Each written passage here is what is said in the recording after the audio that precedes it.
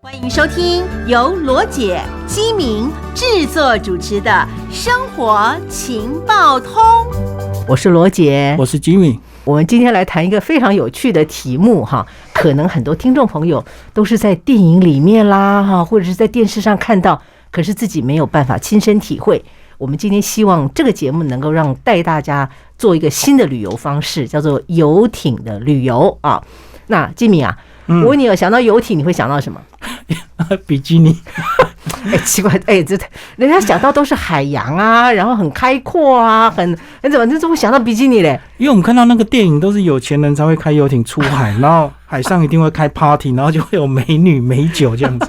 是，大家的印象哈都是这样子。那我们今天邀请到了一位来宾彭超群啊，那彭超群呢，他在这个游艇的业界哈，自己自谦是新手哈，可是实际上他自己拥有一艘游艇，而且呢正在经营这个游艇的旅游。那我开玩笑问他说啊，你是老板吗？你是达人吗？他说不，我只是一个推广者哈。那我们欢迎彭超群。嗨，大家好，罗姐好，吉米好。好，怎么样？听他讲说比基尼，那你要不要先从这个角度来说？因为我看你 PO 的脸书照片，也经常是有一大堆的这个美女跟你一起同游哈，是怎么样一个状况？虽然听起来有点好笑，但是实际上也是大家的印象，你可不可以帮大家说明一下？其实这个是电影给大家的一种刻板印象，因为你电影大部分演出的状态都是美女，然后好天气，然后美食，然后美酒，那你感觉上好像都是这样的。是，其实游艇是一个很好的休闲的活动，那可是因为碍于以前的法规，那到现在为止呢，才慢慢这5年来才比较蓬勃。像刚才大家所听到的龟山岛也是大概在这3年才比较多人去玩。那这个玩呢，其实龟山岛存在那里已经，我们还没有出生它就在了。那当然，我们坐火车不是一天到晚看到龟山岛？你的意思是说，现在大家流行坐游艇去龟山岛？对的。其实很多人去龟山岛的目的，其实是因为刚开始是因为一种表现。我们讲是一种所谓的要呈现给大家比较，因为媒体的关系，你有拍到美美的照片，你丢上你的网络，那经过那个传输，你会想啊，这个地方好像没有办法来。对，没错，一般的状态它是没有办法到龟山岛的，原因的海域没办法去玩水的。那当然，龟山岛现在目前正常在做的大概就是我们的娱乐渔船。所谓的娱乐船就是那些你们看起来外观像一个游艇，但是它就是渔船的牌照。那基本上呢，他们可以登岛，因为他们归教育部管理说，一天有多少的名额可以上岛。那平常这些娱乐渔船，以前早期它是船家，就渔家。你说娱乐的渔船，就是那种什么出去帮你什么晚上钓个什么小管啊什么之类那种，它其实它是渔船，对吧？哈，对。那当然，那个游艇看起来就会比较高档一点，是有这个差别，是这样子区分吗？基本上是因为通常游艇它跟功能不一样嘛，因为基本上它游艇一般来说它还不是那么的亲民啦。我们怎么这样讲？那它的管理跟它的照顾是比较辛苦一点。那它里面的装潢装修也基本上它就像是一个房子，就等于是海上移动的一个住房就对了。那娱乐渔船基本上它里面有那些设备设计规划，它就是要很快速的运输你们所有人到目的地，然后把这个想要做的事情做完，然后赶快回来。大概是这个样子。所以我们刚刚讲那个游艇的话，它的入手门槛是不是很高？要看，其实游艇分，我们讲浅一点好了。游艇分2类，一类是动力船，一类是那个动力帆船。那这2类来讲的话，大部分人看到的都是动力船比较多。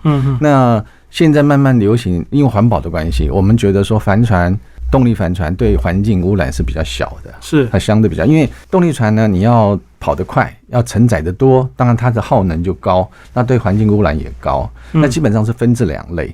那我们的船呢是双体船，那因为帆船里面还分，就是有一根桅杆，大家在国外常常看到一些片子，看到它有很高的一个桅杆，然后有可以放帆出去，那属于帆船。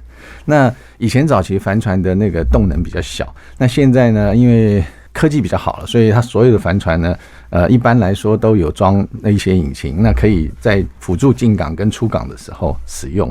那我们自己的船属于双体帆船，那还有一种是单体帆船。那基本上在所有的一般竞速来讲，就是说比赛啊，他们就是用单体帆船比较多。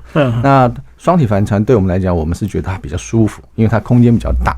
因为罗姐之前有上去过，所以她大概也了解那个感觉。但是基本上一般人不太会清楚这么样的差别就对了。双体帆是它有2个舱，它左边右边一个舱这样子，它也有3体的，但基本上大部分看到都是单体。所谓单体就是一个船，看起来算一个船体。我们讲双体就想啊，大家最近前一阵子比较热门军舰沱江舰，它就是双体的。如果注意看它的船型的话，可以看得出来。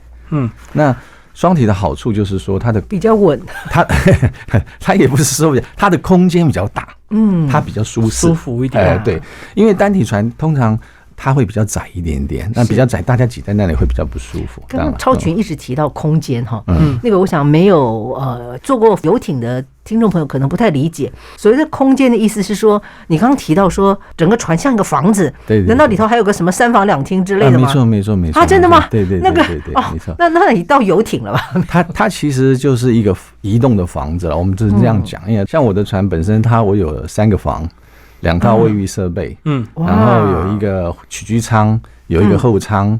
还有一个上甲板跟前甲板，所以它的门槛不高吗？就是它的价位，它的门槛在国外来讲，它是还好啦。如果像我们的船，大概现在目前大概是在60万欧元吧。60万欧元，对，大概60万欧元到1000万了。对，是的，那是基本的。意思是你拥有这个船，但是一般来讲，我们在谈游艇旅游的时候，是说我们有什么样的门槛可以去游艇上玩啊？我们没有人要拥有那个船，那个船拥有起来的确就是那个富豪级的。但是消费者怎么样子可以去这个船，然后参与这个旅游，然后跟大家一样很流行的，我去一趟龟山岛。对，目前像这样的话，这样子旅游在台湾的市场大概价位多少？然后我们能够要做什么准备？这样子。其实龟山岛因为就是在大概4年前。我们其实很早就发现，因为我们买船的目的其实最刚开始是为了自己要玩，那其实不是一个人拥有，是我们很多人一起买的，那买这个船的目的是说，因为我们喜欢海洋，那我们想要玩水，那玩水的话，因为出去外面有时候不方便，所以想说啊，自己有一条船就可以到处跑。当时的理想也是这个样子，但是船界就有一个笑话，就是说你买船快乐2次。一个叫做买船，一个叫卖船。你说当中都很痛苦，中间还是有很多。对，因为你要有一个管理。那基本上呢，龟山岛呢是那个时间，我们大概在4年前的时候，我们去发现那边有一个温泉，就是海底温泉。那它在海底温泉，因为水的关系，它密度关系也那个矿物质的关系，它出来它会变成白色的。但在一个就是说不同的海域，你会发现你一个纯白的颜色冒出来，它是很漂亮的。当然那个时候我们在去的时候并没有，那时候还没有很流行空拍机啊之类的设备。那后来就有其他人就拍了一些这样的照片，他们拥有的空拍机人就拍了一些照，然后在网络上一丢，那媒体就爆了。是，那爆了的话，就大家都一窝蜂要去，然后再加上说当然出国他花的时间会比较久啊，这边他只要去大概。我们通常龟山岛的行程大概是4个小时到5个小时之间，大概是在这个时间点。帆船的速度稍微慢，但是帆船它是比较悠闲的。那当然这一阵子就说疫情中间有被锁起来，锁了2年，就封岛，封了，对，封了，旅游通通封了嘛，大家都不能动，所以蛮辛苦的。在刚开始爆发的那一年，其实那我们也很辛苦，为什么？因为都满的。早上下午早上就1天2次，基本上我们会1天每次4个小时，因为大家不能出国，就看到有一个这么新的一个旅游的方式，对，就会觉得说，我可以去试试看，对吧？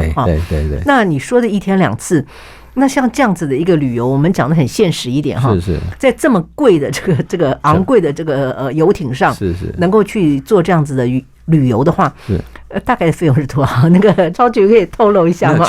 其实还好啦，因为船型，因为船的承载人员的数量，它就会均摊，但均摊值大概是在大概哈，我没有办法很准确，因为每个船型都不一样，所以它出来的费用会不一样。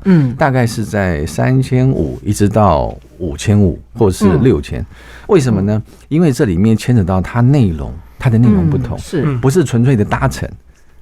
它不是对它不是交通船，对，它不是就船上有娱乐，下岛之后还有娱乐，就插在内容。下船以后有娱乐，它可能有一些人以什么为主呢？以水上的活动为主的情况之下，因为吃其实大家都把它想得非常美好。我今天可以准备很多的食物，很多的饮料，很多的酒品，可是呢，你要克服一件事情，如果你晕船。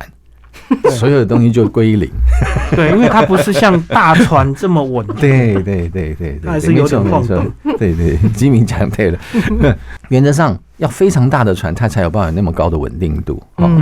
那当然你可以去把所有的东西都塞到你现在这些行程里面，那可是呢，可能没办法全部执行完毕。那我有很多人大概就会找专业的教练，就有专门的教练去。带你去海去浮潜，带你去玩 SUP， 带你去玩水上的其他的，就是在船体周遭的其他的活动，诸如此类的。然后上来的话，就有一些好喝的那个饮料啊、酒啊，或者是吃一些点心啊，比较精致的点心这样的。所以它中间有这样的差异，而且船体的大小也有差异大概是这样。所以他们出发都是从乌石港。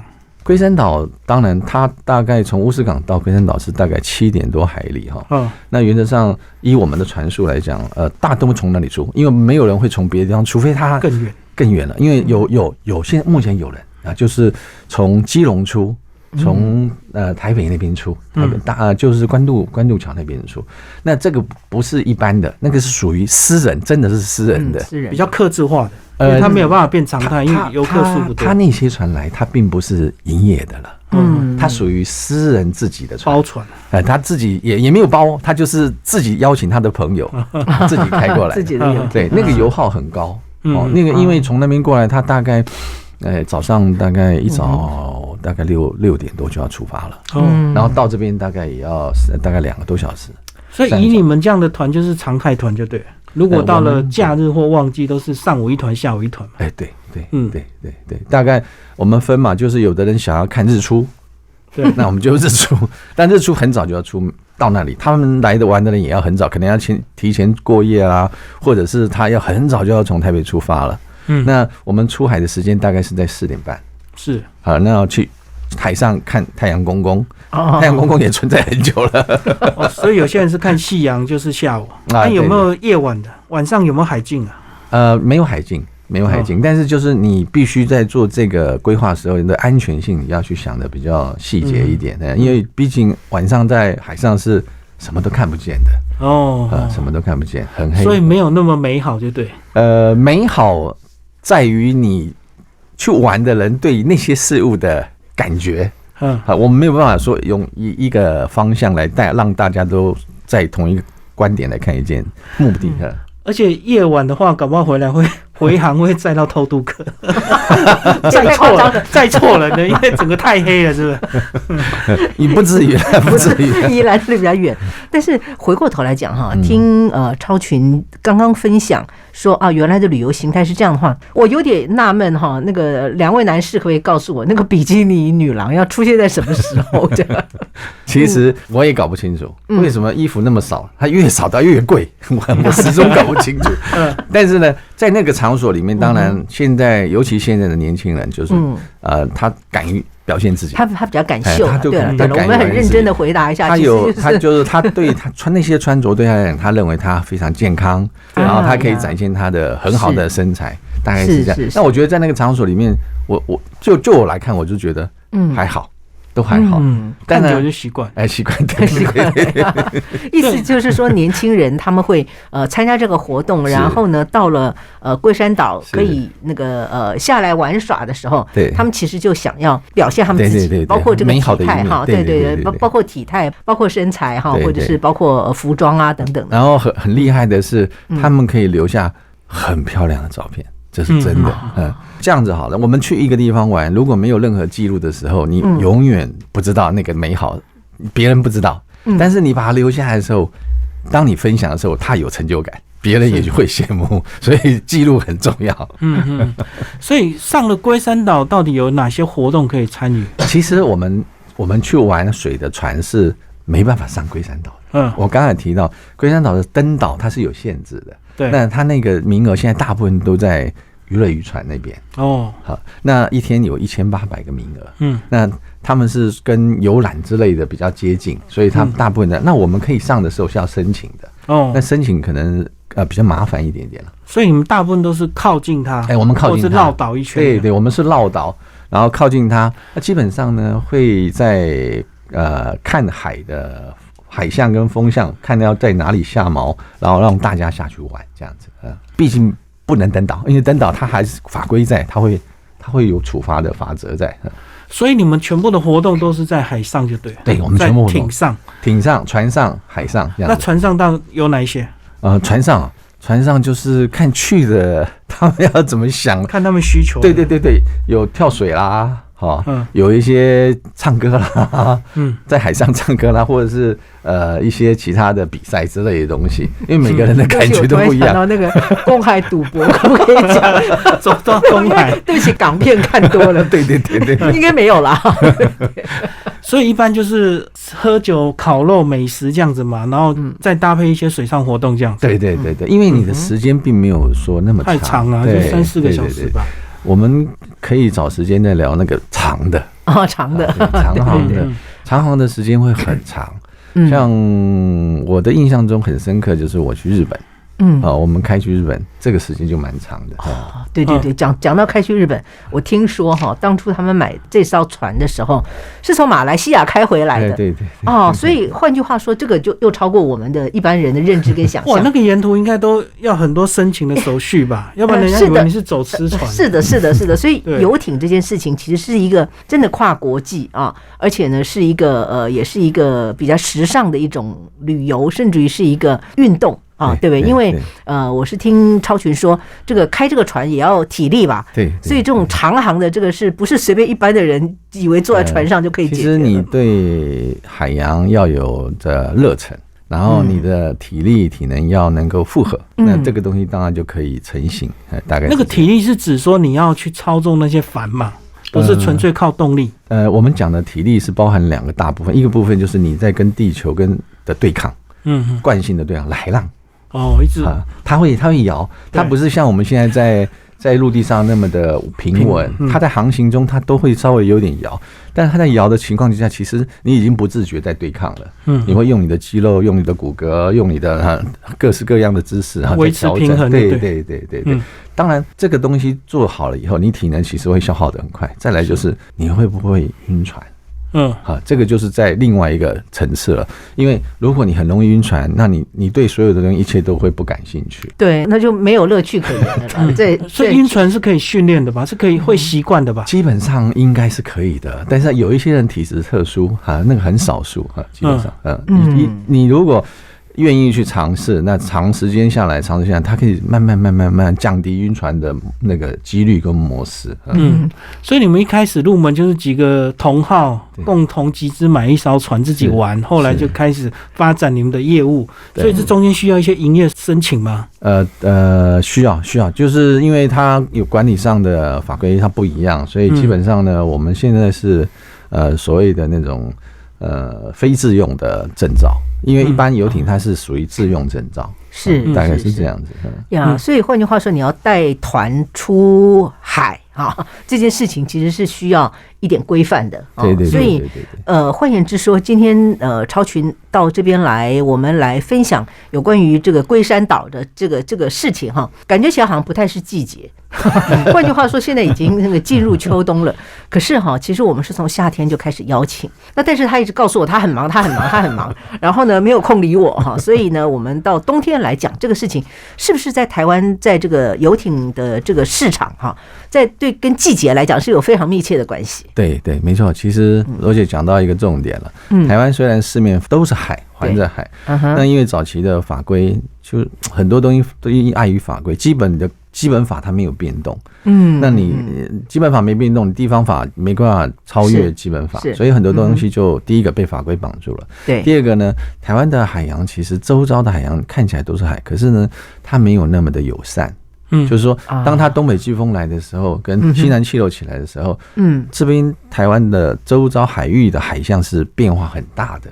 它不像有一些大陆型国家，它的周遭海域是很平稳的，它的时间玩水的时间就会拉长。是像台湾大概10月底开始东北季风起来的时候，那个整个去龟山岛就不能去了嘛，没办法去了，就是海浪就变大，是不是？对，海浪、海流跟风都会变大。那这种情况之下，对一般人来讲，你不是渔夫啊，你不是为了要去捕鱼，所以你会觉得不舒服啊。那这没办法做了，对不对？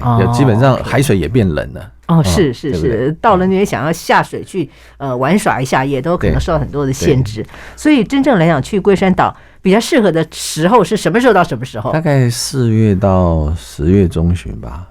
原则上讲起来，你这么样的时间呢，它还是会有台风或者是或者是气流扰动的因素。所以你如果真正在台湾，如果能够北部在真正好好的玩的，大概只有3个月。你把它扣掉，大概真正可以使用的时间。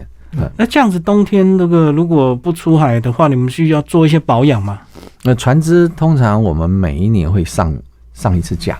也就是把它从海水里面把它提出来，放在路上，对，放到船厂里面去。就是他把它上架，然后呢，因为海洋生物很多嘛，它会附着在你的船体，那这些东西要去把它清干净，然后打磨以后再上一层保护的那种漆之类的。每年都要一次啊？正常看海域，台湾的海域呢，我们通常每年会做一次，是因为让自己船速它的航行的时候比较顺利，因为它附着很多的时候，你的重量会增加很大，就油耗也增加。对，然后航行速度变得非常慢，大概是这样。那你就看海域，南部的海域呢，水太营养。我们现在水太营养，对是什么意思？就更多。对它真的，它的生物增长的速度很快啊，很快。像我们现在，因为现在冬天嘛，那我们船已经开到大鹏湾去了。那基本上呢，那边的海域很营养，所以我们大概每1-2个星期就要下船底去看一下，就检查一下，去吐它，把它吐掉。那个有海产。好 ，OK， 好，我觉得这个题目哈，今天请彭超群，其实也算船长哈，我们请超群船长来跟我们谈游艇的市场，其实好像有点意犹未尽哈，所以现在船到了大鹏湾，那我们等下个礼拜我们再来聊一聊到底这个游艇的市场，或者是说这个游艇的这个旅游的方式到底是什么样子。谢谢超群，谢谢。